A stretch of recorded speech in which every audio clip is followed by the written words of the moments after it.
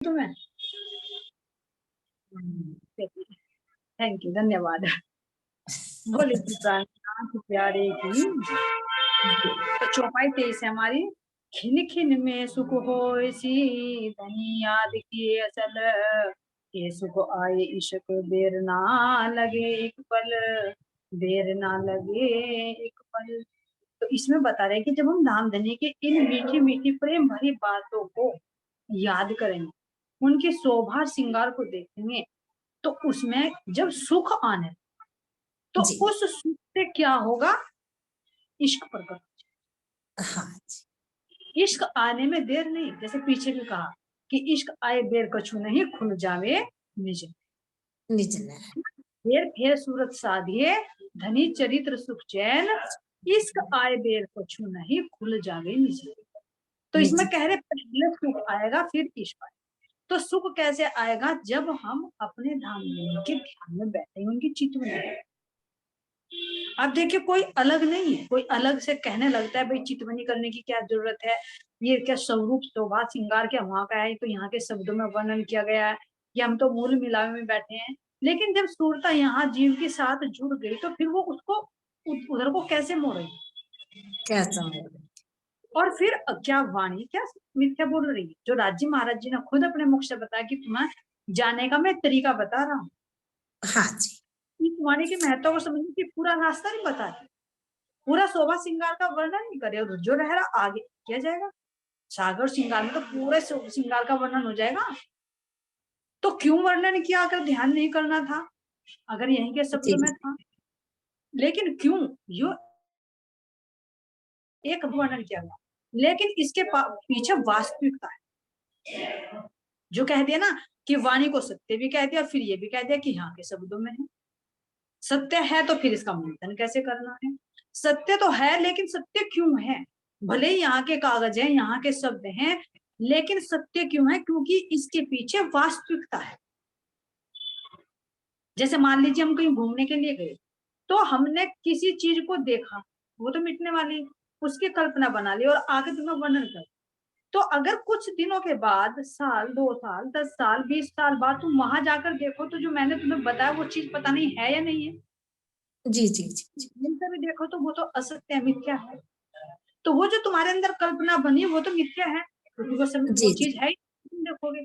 लेकिन ये जो राज्य महाराज जी ने 25 पक्षों का वर्णन किया है, शोभा श्रृंगार का वर्णन किया है, ये मिथ्या ने भले ही यहाँ के शब्दों में वर्णन किया गया है, लेकिन जब इसके अंदर वास्तविकता में उतरते हैं तो वास्तविकता है इसके पीछे, इन शब्दों के पीछे सत्यता है। तो इसलिए इसको क्या कहा? सतवाणी। और कहाँ की है ये? निराकार की बात। तो निराकार से नीचे नीचे का ही तो सब मिथ्या है, मिटने वाला है। जी जी ये अखंड की वाणी। क्यों अखंड की वाणी? क्योंकि इसके अंदर अखंड का ज्ञान है, जो यहाँ के शास्त्रों में नहीं था। ये जागृति बुद्धि का ज्ञान है। तो जब बेहद का ज्ञान है, अखंड का ज्ञान है, सत्य का ज्ञान है, तो क्यों नहीं कहेंगे इसको सत्यवाणी?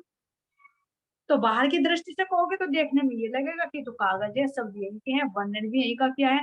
महाराज जी कह रहे कि वर्णन किया रस का ले मसाला इसका। तो मसाला तो भले ही यहाँ का लिया, लेकिन इसके पीछे सत्यता है। जब इसका मंथन करें, जैसे यहाँ पर भी उदाहरण देके कह दे कि दूध के अंदर क्या होता है? मक्खन होता है। जी तो जी तुम्हें जी दिखाई नहीं देगा, वो है उसके अंदर, है अंदर। है ना उसके अंदर। हाँ जी जब उसका मंथन करोगे तो उसी के अंदर से निकले। तो इसी जी तरह जी से ये वाणी सत्य है, क्योंकि सत्य की वाणी है, बेहद की वाणी है। और जब इसका मंथन किया जाएगा तो इसके पीछे से वास्तविकता निकलेगी, जिस वास्तविकता को यहाँ के शब्दों में कन्वर्ट करके महाराज जी ने खुद बताया। हाँ जी तो इसलिए ये सतवाणी।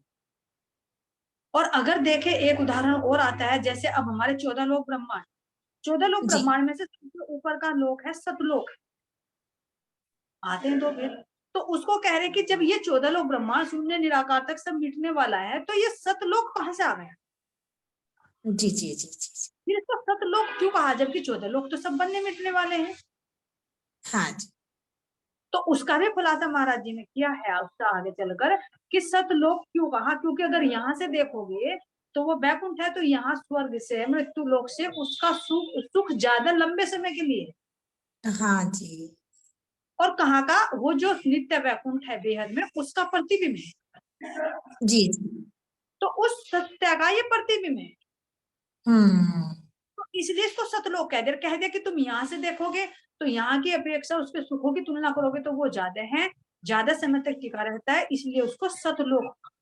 तो दो कारण हो गए, यहाँ से लंबे समय तक का उसकी समय अवधि है, और वो सत का प्रतिबिंब, इसलिए सतलोक। तो यहाँ से देखोगे तो सतलोक है, और ऊपर से देखोगे तो क्या कह दिया उसको कि ये 14 लोक भी सब बनने मिटने वाले। तो उसको सतलोक में सत को सत कैसे कह दें जब वो भी बनने मिटने वाला है। तो हो गया निरूपण, एक इस एंगल हाँ से जी, देखना। एक ऊपर इसलिए से। सत्य नारायण कहा जाता है। देख लो कुछ, सत्य नारायण, सत्य है कहाँ जब वो बनने मिटता है, सोपन है, सोपन में ब्रह्मांड बनता है। जैसे हमारे सोपन में स्वरूप खड़ा होता है, इसी तरह से अक्षर ब्रह्म के सोपन में ये आदिनारायण का स्वरूप खड़ा होता है। तो इसको सत्य नारायण क्यों कह दिया, क्योंकि वो उस सत्य से प्रकट हुआ, जी जी जी जी। इसलिए उसको कह दिया। अपने मूल में वो सत्य है, यहाँ सत्य है।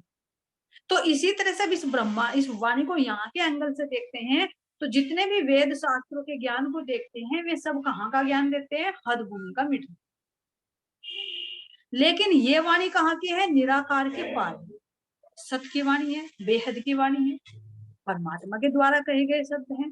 तो यहाँ की दृष्टि से देखोगे तो सत्यवाणी तो है। जी जी जी। और लेकिन अब फिर परम धाम की दृष्टि से देखोगे तो परम धाम की दृष्टि से देखेंगे तो ये हो जाएगा, अरे यहाँ के शब्दों में जो वर्णन किया वो अलग है, ये सब अलग हो गया। ऊपर की जागृति की दृष्टि से देखोगे तो ये लगेगा, अरे यहाँ के शब्दों में वर्णन किया, फिर यहाँ के हीरे की तुलना दी गई तो ये हीरा थोड़े पहुंचा हो, हट गए। यहाँ के सागरों की उपमा दी तो ऐसे सागर थोड़े हैं, ये तो राज्य महाराज जी के हृदय का लहराते हुए रस है, आनंद है। हाँ जी। ऐसे टापू थोड़े बने हुए जैसे यहाँ के टापू का उदाहरण दे देकर वर्णन कर दिया। वो तो धामधनी के अंदर उस रस के गुण हैं जो प्रकट होते एक स्वरूप धारण करते हैं। तो अगर अंदर के परमधाम की दृष्टि से देखोगे तो फिर क्या हो जाएगा, ये वाणी हो जाएगी। इसको फिर क्या कह दिया कि ए वाणी सब सुपन में, सुपने में करी शिफ, ए वाणी सब सुपन में, सुपने में करी शिफत, शब्द ना पहुंचे सुभान को, सुपन कौन निशित। अब कह दिया कि मैंने जितनी भी वाणी का वर्णन किया इसका सोपन में किया है। अब ये शब्द तो परमधाम को नहीं पहुंचते, तो इस सपने का और उस अखंड का क्या संबंध रहा। तो जब मार्फत की स्थिति में जाते हैं तो फिर यहाँ के शब्दों का उदाहरण थोड़ी दिया जाए, फिर तो वो वास्तविकता में जाएगी। जैसे भी कहते कि राज्य महाराज जी के गले में हार है, अब वे हार कह रहे कि हीरे का है, लेकिन अगर बातूनी रूप से देखोगे तो वो हीरे का हार का चांदनी के अंदर का नूर है,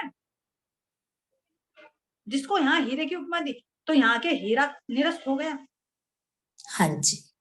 जो धामधनी ने कहा कि माणिक का हार है लाल रंग का, वो तो धामधनी के अंदर का लहराता हुआ वो सागर है, जो एक लाल रंग की शोभा सुंदरता में लहरा रहा है, जो जिससे नीर सागर बना, जिस हीरे से नूर सागर बना, जिसकी उपमा दे दी कि विशाल। तो इस तरह से जब बातुनी में उतरती है आत्मा तो फिर यहाँ के शब्द ये निरस्त हो जाते, क्योंकि इसका फिर मंथन कर ले। तो इसलिए कहा वाणी तो सत्य है, लेकिन जब इसका मंथन करोगे तो इसके अंदर से वास्तविकता ले लोगे तो फिर इसकी वैल्यू कम हो जाती। किसकी, यहाँ के शब्द कह रहे कि वर्णन किया रस का ले मसा, तो फिर इसकी वास्तविकता का पता लग जाता। लेकिन यहाँ से निकलने के लिए तो ये वाणी हमारे लिए सर्वोपरि, क्योंकि धामधनी के मुख से प्रकट हुई, उनके हृदय का प्रकाश है। इसके बिना अगर शुरू में ही कह दो कि हमें नहीं इस वाणी को लेना तो फिर कैसे चलो।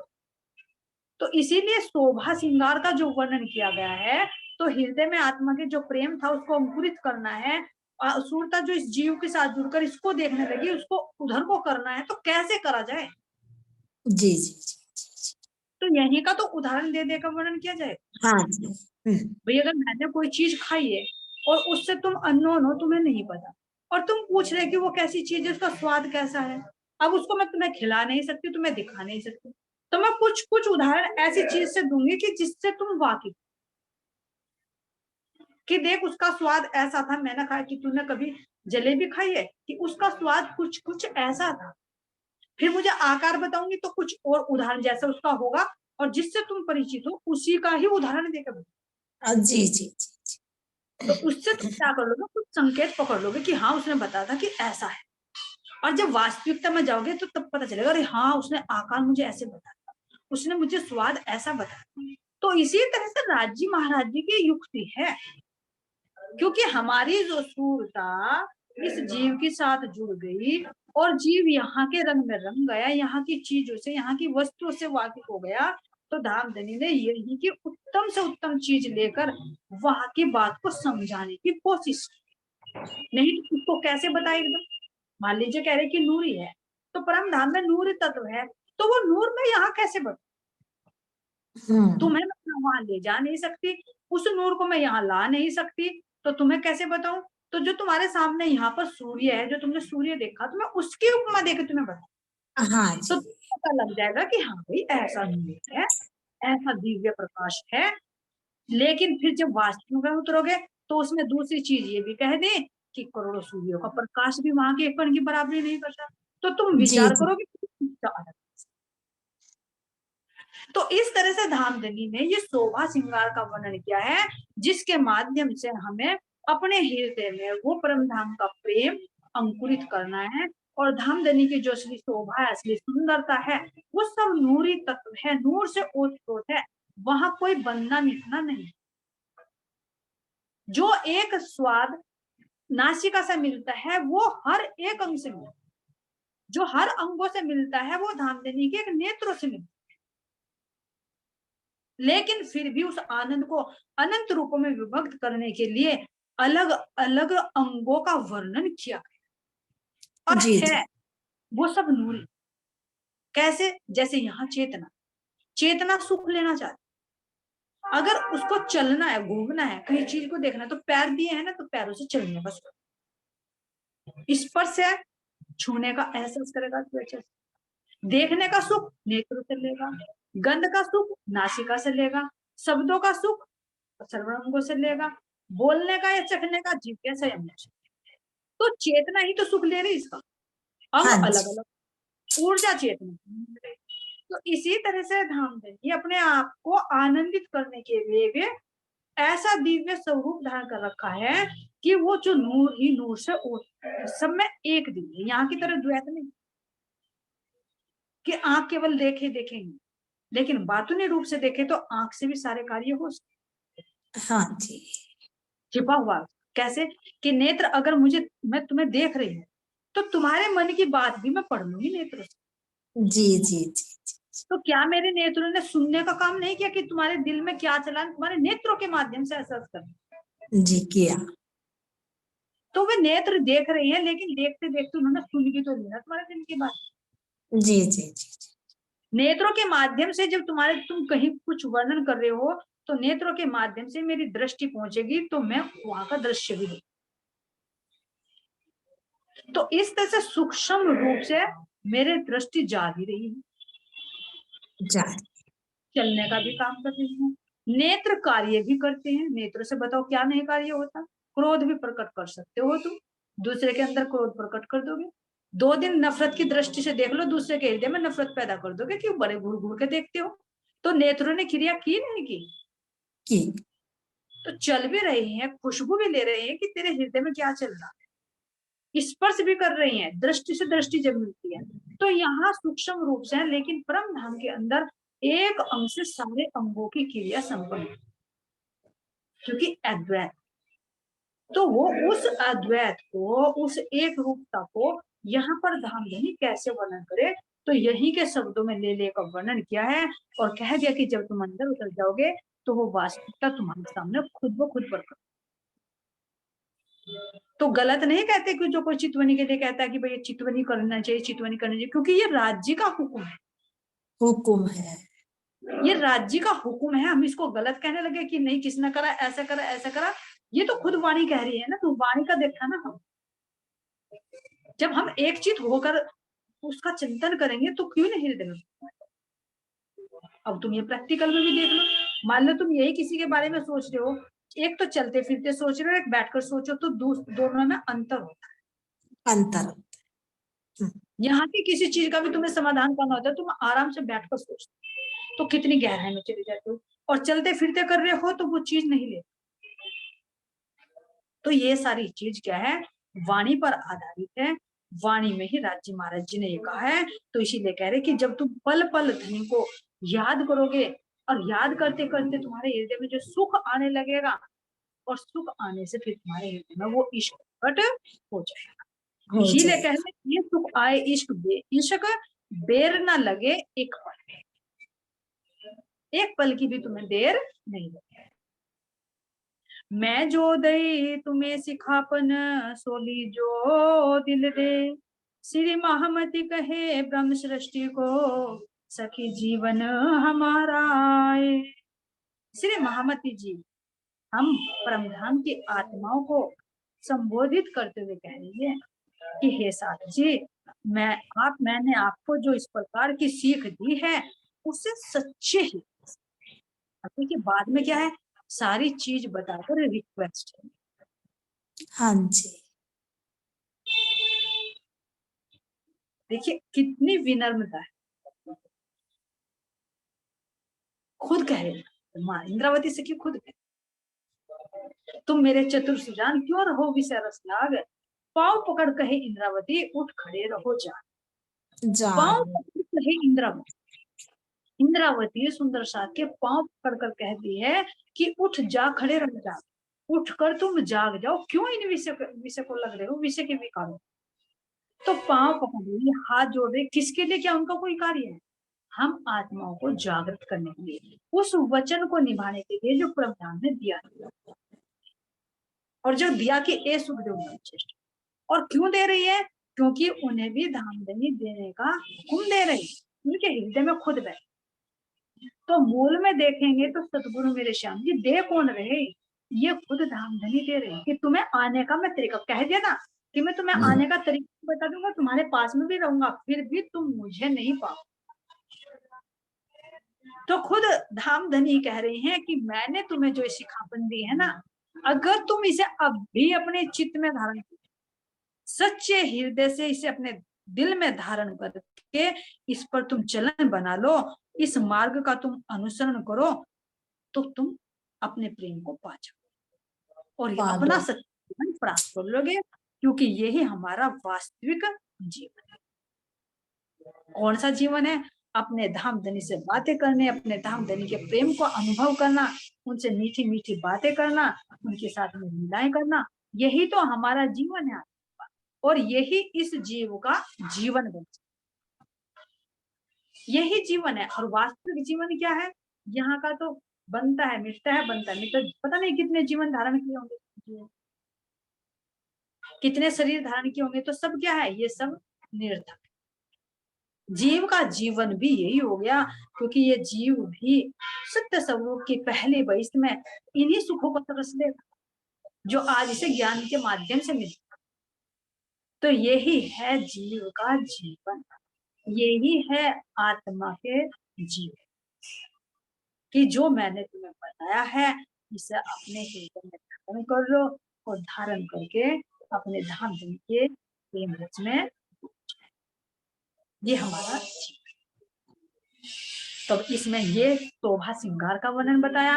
अब किस तरह से धामधनी के अंदर से वो बाहर प्रकटीकरण होता है, मूल मिलावे के प्रकाश से कैसे हमारा रंग महल बनता है, रंग महल के प्रकाश से कैसे हमारे दसों दिशाओं में हमारे बाग बगीचे बनते, तो उनमें हम कैसे धामधनी देता, तो उन रामतों का वर्णन करेंगे। तो चलेगा हमारा प्रकरण नंबर 5, वन में स्वरूप सिंह। तो इस प्रकरण में वनों में श्रृंगार करते हुए श्री राजश्यामा जी और सुंदर साथ की शोभा तथा लीला का वर्णन किया गया। इसके अतिरिक्त वनों और यमुना जी की शोभा का भी मनोहर चित्र। तो वनों का वर्णन करते हुए क्या कह रहे हैं, वतन आपनो ब्रह्म सृष्टि को देऊं बताए, धाम की सुध मैं सब देऊं, जो अंतःकरण में आए, जो अंतःकरण में आए। श्री महामती जी की आत्मा कहती है, कौन सी है श्री महामती जी की आत्मा, इंद्रावती सखी। इंद्रावती से। कि महामती की तो उपाधि जब मिले जब अक्षर ब्रह्म की बुद्धि के ऊपर हाँ परमधाम की निधि पांचों शक्ति उनके अंदर विराजमान, जी जी जी जी, तब महामती महामती कहलाती। तो ये सारी शक्ति कहाँ थी? इंद्रावती। तो इसलिए कह रहे श्री महामती जी की आत्मा कहती है कि हे साधु जी, अब मैं आपको ब्रह्म सृष्टि होने के कारण परम धाम की बात, और बता कौन रहे हैं? धाम धर्म। हम नहीं। बस इंद्रावती के हृदय में बैठकर एक आड़ा पड़ जाए। हाँ तो जी। ये चाल है ना, ये भी तो चाल है कि डायरेक्ट दर्शन नहीं दूंगा, नहीं तो डायरेक्ट तुम मुझे पहचान लोगे, फिर इंद्रावती को कैसे भी रह दो अगर मैंने सामने सामने बता भी रहे हैं कि मैं हूं और छिप भी जाते हैं कि मैं। तो यहाँ खुद रामधनी बता रहे हैं क्योंकि तुम मेरी परमधाम की आत्मा ही हो, इसलिए तुम भूल गई हो आकर, तो मैं तुम्हें धाम के वनों की लीला बताता हूँ, हम तुम कैसे रमण करते। तो ये देखिए, जब सुंदर बाई सखी को दर्शन दिया सारी बातें, तो क्या वाणी के रूप में हमें नहीं धाम देनी है बात हाँ जी, बताते। कि देखो तुम्हें कैसे शोभा श्रृंगार का ध्यान करना, कैसे तुम प्रेम प्राप्त कर सकते, तो ये भी बता कैसे तुम्हें प्रेम करना है, प्रेम करना का सहूर भी जो भूल गए तो प्रेम करना भी सिखा रहे, बातें करनी भूल गए तो बातें करनी भी सिखा रहे, और अब वनों में विहार जो हम करते थे उन बातों को भी याद दिला, है ना। सो कहूं भी तक अब तुमको ऊर्जासी सब भरम। हमारी भी तक बता रहे हैं। तो क्या कह रहे हैं कि मैं आपको ब्रह्म सृष्टि होने के कारण परम धाम की बातें बता रहे हैं।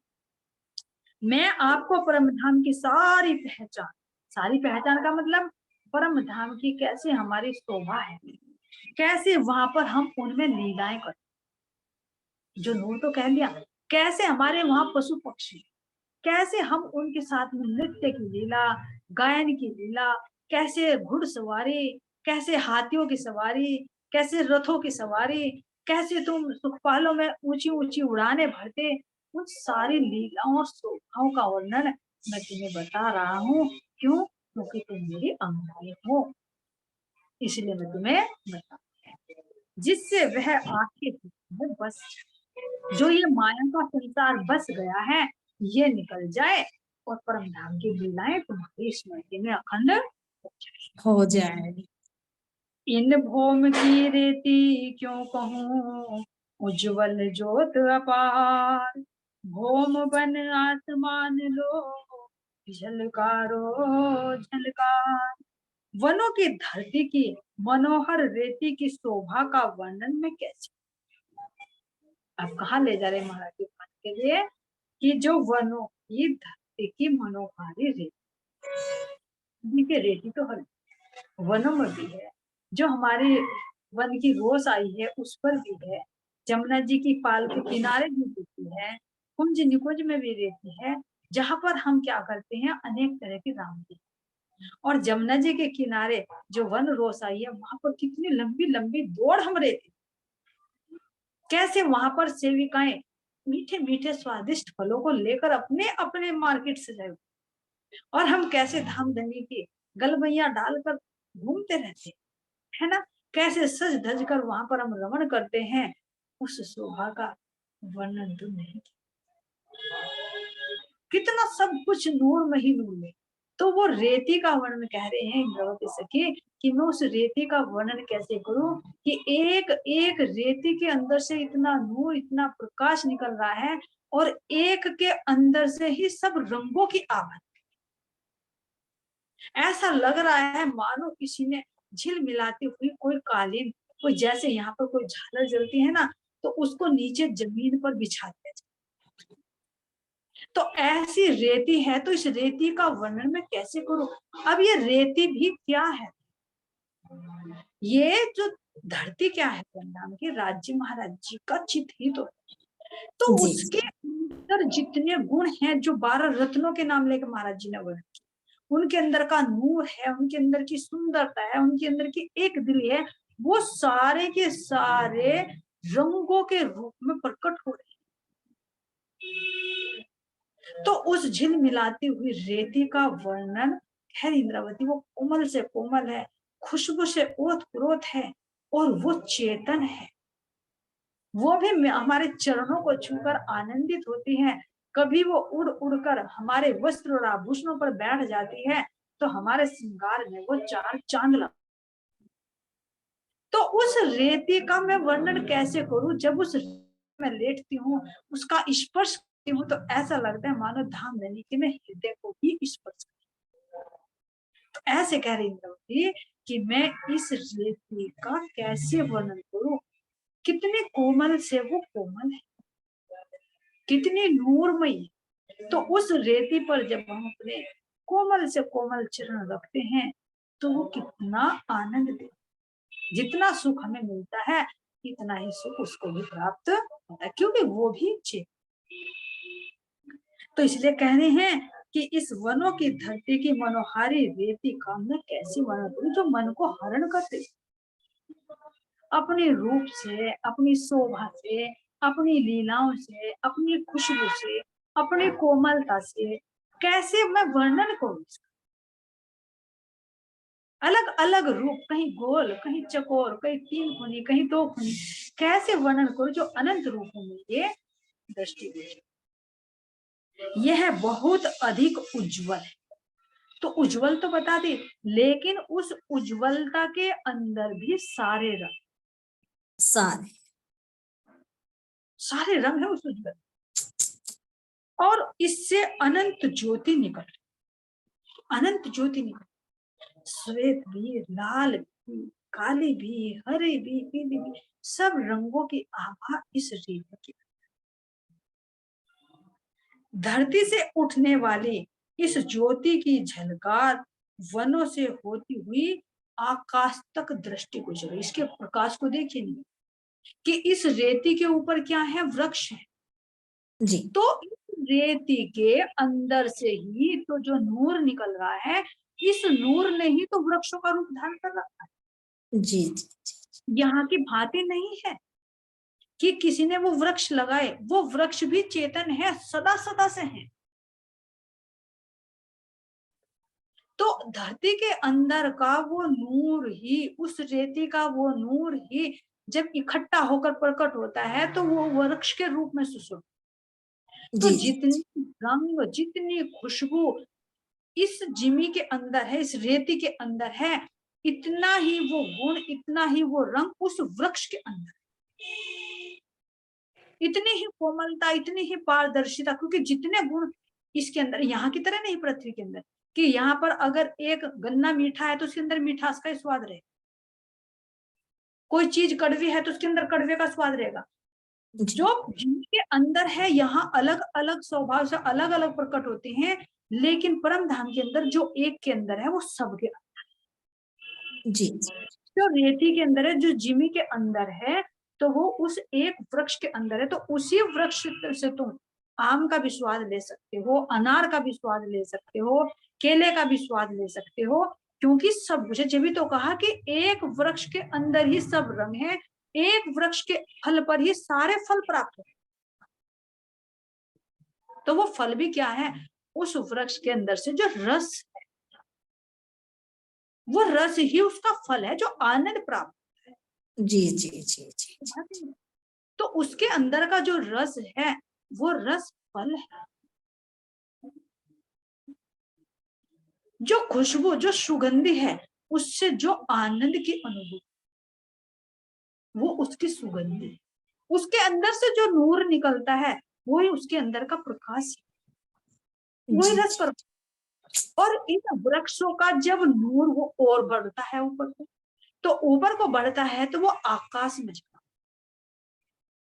अब जिमी का नूर निकल रहा है, आकाश में जाता है। अब आकाश के अंदर भी वही नूर है, तो आकाश से वो नूर टकराता है। तो फिर ऐसा लगता है कि वो जब नूर टकरा रहा है, जैसे मूल मिलावे के अंदर दिखाया था कि इधर से भी आ रहा है, इधर से भी आ रहा है, तो जहां राज्य साम्राज्य सिंहासन है वहां लगता है कि जैसे वो ठहर गया। तो इसी तरह से जिमी का नूर निकलता है, आकाश का नूर निकलता है, और जब वे दोनों टकराते तो वहां ऐसा लगता है कि यहाँ तक तो हमारे पेड़ पौधे हैं, यहाँ तक हमारी जिमी है, और ऊपर खुला आकाश। जी जी जी।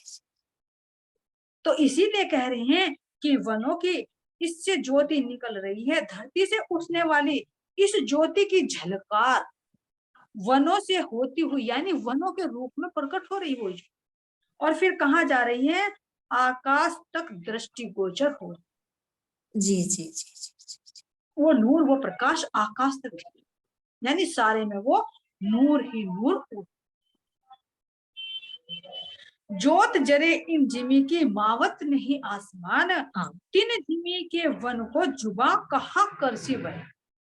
देखिए क्या है, वनों की धरती के एक एक कण में एहसास कीजिए, हम अपनी जमुना जी के किनारे अपनी वन रोस पर खड़े हैं, या फिर हम अपने वनों में खड़े हैं, वहां पर भी रहती है, या बड़ो वन में, या हमारे उसमें दो कुंज निकुंज में, कहीं पर भी देखो, वहीं पर देखो, तो वहां पर हम खड़े हैं, तो उसके एक एक कण में इतनी ज्योति भरी हुई है कि आकाश में भी नहीं, नहीं सब, यानी अथाई असीम, इतना ज्योत, और वही ज्योत अनंत रूप धारण, जैसे राजी महाराज जी के अंदर वो ज्योति है ना, कि ए ज्योत में शोभा सुंदर देख हृदय में आन, जी भर भर प्याले पीजे देखे कहे सुन का।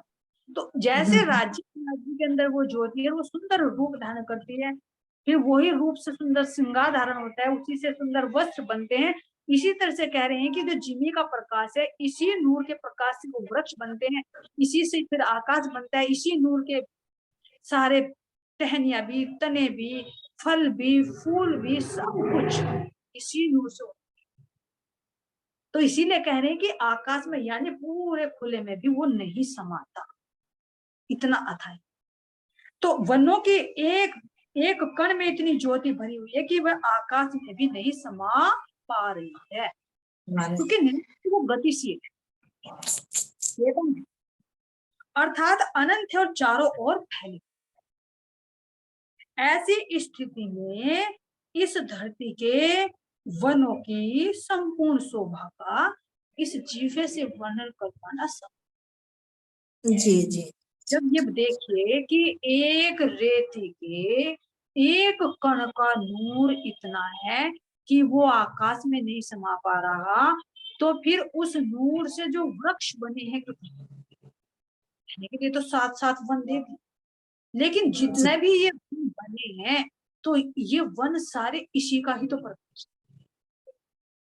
तो फिर जब एक किरण का भी प्रकाश का वर्णन नहीं हो सकता, तो फिर इतने जो पेड़ रूप धारण किए, और पेड़ों के रूप में अनंत तरह से विस्तृत है, तो इनकी सुगंधि का, इनके रस का, इनकी कोमलता का, इनसे निकलने वाले नूर का मैं वर्णन यहाँ की जिव्या से कैसे करूं?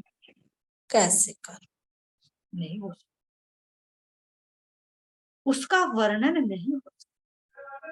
तो ऐसा नूर ही नूर के हमारे सारे वन है। तो जब आत्मिक दृष्टि से देखते हैं, तो आत्मा यही कहेगी कि वास्तव में खुद कहेगी कि मेरे धाम देवी ने कितनी बड़ी मेहर की है कि उस शब्दातीत को यहाँ के शब्दों में वर्णन करके हमें बताया, और फिर हमारी दृष्टि को खोलकर ऐसे वास्तविकता के दर्शन। तो यहाँ के वनों की भांति नहीं है, यहाँ के वनों से बिल्कुल अलग है, यहाँ की जिमी की तरह जिमी नहीं है, इससे बिल्कुल अलग है। यहाँ के जल की भांति वहां का वो जल नहीं है, वो धन धन्य के हृदय का हुआ। तो तब कहेंगे कि देखे सातों सागर, देखे सातों लोक, पाताल सातों देखे जागे पीछे सब फूक। जितना भी मैंने यहाँ का वर्णन किया है मसाला ले लेकर, सब उठ जाएंगे, क्योंकि फिर वास्तविकता में चले जाएंगे। जैसे ये कहे कि किसी को संकेत कर रहे हैं उंगली से, तो संकेत कर रहे हैं किसी को तरफ को, तो जब वहां पहुंच जाएंगे तो फिर संकेत की जरूरत नहीं, फिर पॉइंट पर पहुंच। इसी तरह से ये हमें वाणी संकेत किया है कि तुम्हें इसके माध्यम से परम धाम की तरफ को आना है, और जब वहां पहुंच जाओगे तो फिर तो कहना ही क्या, फिर तो तुम खुद निर्णय करो। जब इसका सार निकल कर आ जाएगा, फिर इसका निर्णय तुम्हारी आत्मा खुद गवाही दे देगी कि वो क्या है और ये क्या। इस तरह से धाम देनी मेहर करके हमें ये बता। इन भोम रंचक रेत की तेज ने माए आकाश, जो नग इन जिमी के क्यों कहे जुबा प्रकाश। जब यहाँ की धरती के एक कण का भी तेज इतना अधिक होता है कि वह आकाश में नहीं समा। तो यहाँ के नभों की अनुपम प्रकाश का वर्णन यहाँ की जिह्वा से कैसे। अब ये देखिए, जब कह रहे हैं कि रेत का एक कण कितना छोटा, जैसे तुम यहाँ पर देखो रेत है, रेत के अंदर एक चमकीला पदार्थ होता है। भाई, तो अब इसके अंदर जब अगर इतना प्रकाश हो और यहाँ के हीरे को देख, उसका नूर देखिए, उसका प्रकाश देखिए, और फिर हीरे के प्रकाश से भी सूर्य का प्रकाश देखिए, चंद्रमा का प्रकाश देखिए, तो क्या इस रेती का बराबर कर सकती है? नहीं कर सकती, यानी उससे ज्यादा। तो इसी तरह से कह रहे हैं कि जब रेती के एक कण के नूर का प्रकाश नहीं हो सकता, तो जो रत्न है यानी जो धामधनी के गुण है, समूह का समूह, जो उनके अंदर का वो नूर है, उनके अंदर के वो जो आनंद का प्रकाश है, जो लाल रंग माणिक के रूप में प्रकट किया गया है, जो उनके अंदर की एक दिले का गुण है, जो पुखराज के रूप में वर्णन किया गया है, तो मैं उन नगों का वर्णन, जो छोटी छोटी छोटी छोटी रेती के रूप में विभाजित हो रहा है, उसका इतना बड़ा प्रकाश है, जैसे कहे कि पत्थर को काटने से धीरे धीरे धीरे धीरे कट कट कर रेत बन जाती। तो जब एक रेती के कण का वर्णन नहीं हो सकता, पूरे पत्थर का वर्णन कैसे? तो इसी तरह से कह रहे हैं कि जो धामधनी के अंदर जितने भी गुण हैं, उन गुणों के जब प्रकटीकरण होता है तो रेती पर बिछ गए। तो जब जी उस जी एक से भी वर्णन नहीं हो सकता रेत के एक कण का, तो धामधनी के गुण रूपी ये जो अनंत रत्न है, इनका मैं वर्णन कैसे? नहीं। लेकिन फिर भी कह रहे हैं कि शब्द ना पहुंचे सुभान को, तो क्यों कर रही है चुप? दिल कान जुबा ले चलत, हक तरफ वाहि न चल। शब्द नहीं पहुंचते, फिर भी मैं चुप कैसे रहूं? क्योंकि जब मैं जी कुछ जी करती हूँ, तो मेरी दिल, मेरी जुबा, मेरे कान वहां पहुंचते हैं जहां पर मेरे धाम में विराज है, मेरी सूरता के शब्द यहाँ के कहे जाते हैं, सूरता वहां। इसलिए कहा इंद्रावती सखी ने कि चुप रहने से तो कुछ कहना नहीं। हालांकि दुख प्रकट करते कि मुझे दुख होता है, उस अखंड का वर्णन कहाँ में मिटने वाले से दे रहे हैं, लेकिन फिर विचार करते हैं कि ऐसा ना किया जाए तो फिर क्या किया जाए। क्या किया जाए? इसीलिए कह रहे हैं ये कि वहां के जब एक रेत के कण का भी वर्णन नहीं हो सकता, तो वहां के मैं इन हीरे जवाहरातों की, इन मोतियों का मैं वर्णन कैसे करूं?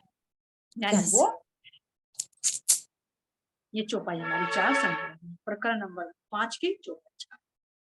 इन भौम रंचक रेत की तेज नमाए आकाश, जो नग इन जिमी के क्यों कहे जुबा प्रकाश, क्यों कहे जुबा प्रकाश।